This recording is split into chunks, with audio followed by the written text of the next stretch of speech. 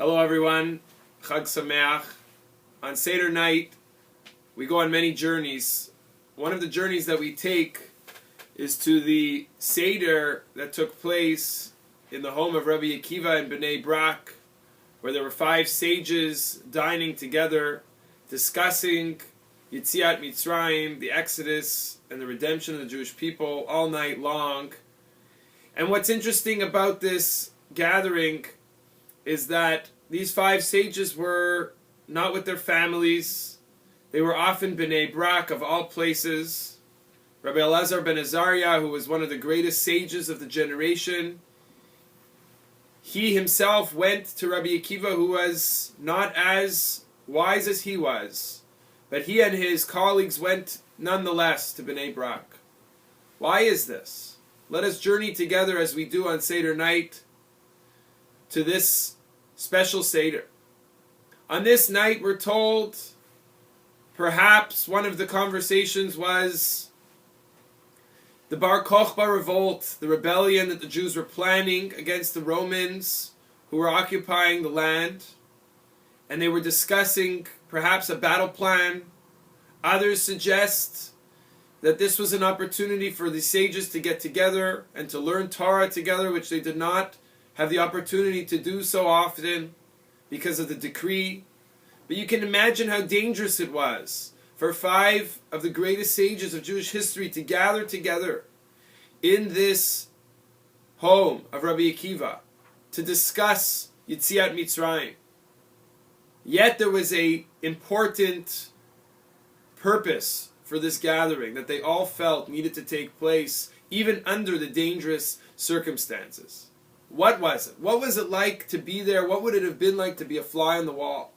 And why did they come to Rabbi Akiva of all the sages?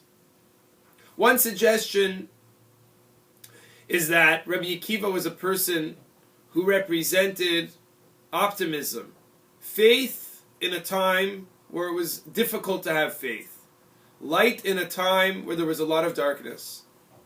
As we are told at the end of Masechet Makot, Rabbi Akiva and his colleagues were walking amongst the ruins of Jerusalem, and the colleagues started to cry, and Rabbi Akiva started to laugh, and they said, "Why do you laugh?" And he said, "Why do you cry?"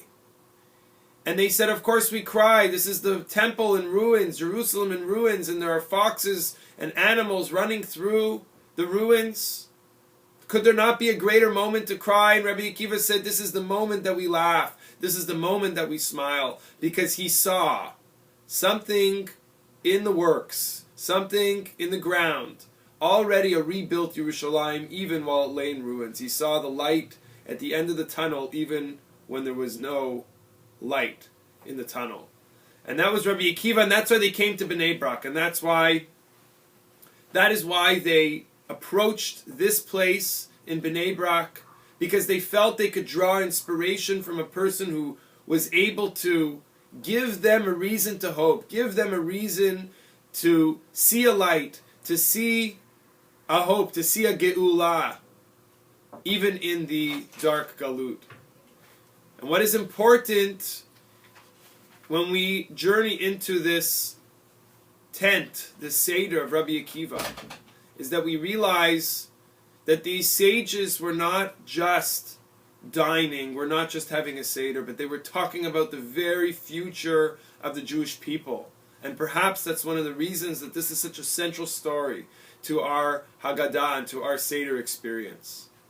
So finally, when the students are standing outside and the night starts to turn to day, and they say to their teachers inside, "Rabbis, it's time to say the Kriyat Shema of the morning." And the rabbis, how could they not even realize? Because there was so much light inside. Because Rabbi Akiva had created an atmosphere of optimism and light and laughing and smiling and hope and ge'ulah that they didn't even realize the reality around them. And it was that which they left that Seder on Seder night. Just as Rabbi Akiva was able to tell them and teach them, remember the Jews when they were in Egypt, the ones that hoped for the end, that hoped for the freedom, those are the ones that had light all the way through. And that was the message of Yetziat Mitzrayim, that if you could hold faithful to the possibility of freedom and Geulah, then it would happen. And that's the message that Rabbi Akiva gave to the sages at the Seder. Wishing you all a Chag Sameach.